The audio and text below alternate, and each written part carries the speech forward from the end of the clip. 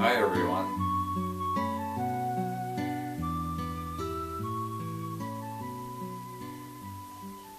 The last time we spoke we went through number 33, which was the Oahspe.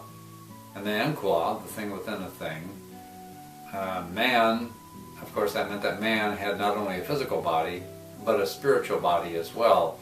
And not just a spiritual body, but a soul. And so man could understand at that grade that when he had attained to 33, to Oahspe, that he was capable of eternal life, that he was separate from everything that was out there, and that he would continue on, continue living. He was capable of continuing to live. He could understand what it meant for him to live on, which was different, of course, as we mentioned, from the early man, from Oahspe, who had absolutely no conception of self, or he couldn't differentiate between himself and his surroundings per se. Certainly he knew, certainly he could feel things and perceive things and all that, but his powers of abstraction were very weak indeed. Well, anyway, this 33, this is very important, this first group of 33. And actually it is, Samoin also relates to the grades. A man is graded, we're told in Oahspe. Among other things, they have grade of service, which is if we serve others 50% and ourselves 50%, we'll stand grade 50. If we serve ourselves all the time, we essentially stand grade 1. If we serve others all the time, we essentially stand grade 99. Now we can't really get to grade 100 because it is out of 100 grades, because 100 is the all perfect all the time, and that's only Jehovah can do that. And but we can approach it, but we only essentially the upper limit is 99 for man as far as our grade goes. And these grades are very important. 33, 1 through 33 being the first group of grades. There's actually 3 groups of grades that are important that we're going to talk about today. And the first is the grade 1 through 33. And the second grade group goes from essentially 34 to 66. And the third grade group goes from 67 to 99.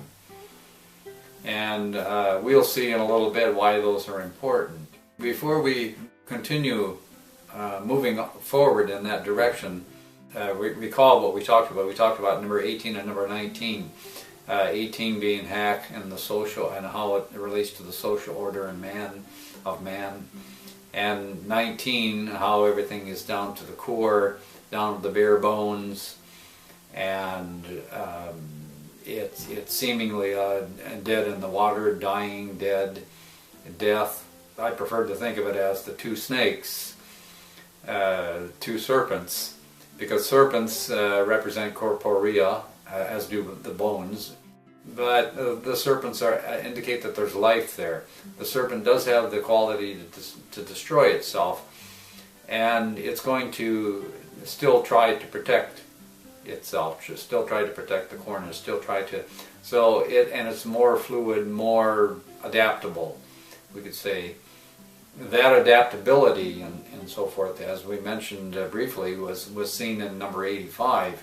85 had to do with the Hisse, had to do with what we call a lawyer, but essentially it's the that which attempts to create or rejuvenate a foundation, essentially, because recall that there is no foundation line there in 19. And so there's an attempt to find, but the Ieo, recall, the elevator is 5. And so that's the Ieo, or the symmetry that comes out of regeneration, essentially, is what 85 means. And it's in that column, of the same column that Se is in, that 8 is in, the Eoi. And it has the snakes at the core. the adaptability. And essentially what lawyers do is they try to find your,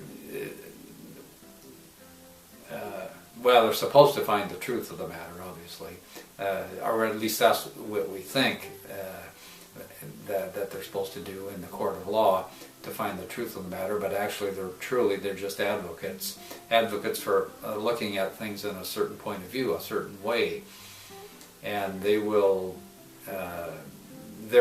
what they're trying to do is they're trying to establish that IAO and show how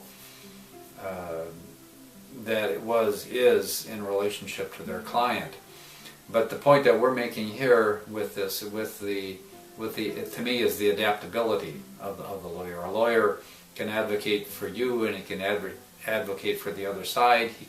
He can. That's his stock in trade, is to be able to basically argue any point of view and try to do it successfully. And to me, that shows the adaptability that we're talking about with regard to the snakes in 19. This darkness, the social order, 18, which is the not knowing, and then the next condition, the 19, which is essentially attempting to come to some type of a foundation, some type of a base, of a core system and order, and something that they can rally around, so to speak. Those are important because when the beast is in transcendency in humanity, then the 18, the condition of 18, tends toward darkness. I mean, there always is some sort of darkness there, as we mentioned in 18, because of the reconciliation that goes between the upper foundation and the lower foundation, and the dang that drifted into the heck. But when you have the beast, it becomes even worse. It becomes darker. It becomes less discernible as to the way forward. And two, when the collapse continues into 19, then when the beast is in charge, then that makes it worse. The collapse and the going down into the core and the free fall and so forth. It's important that we understand what the beast is and look a little bit at the beast. And this was important for man. We're going to introduce something right now that we hadn't talked about yet in relationship to man and the beast, the beastly part of man, we should say.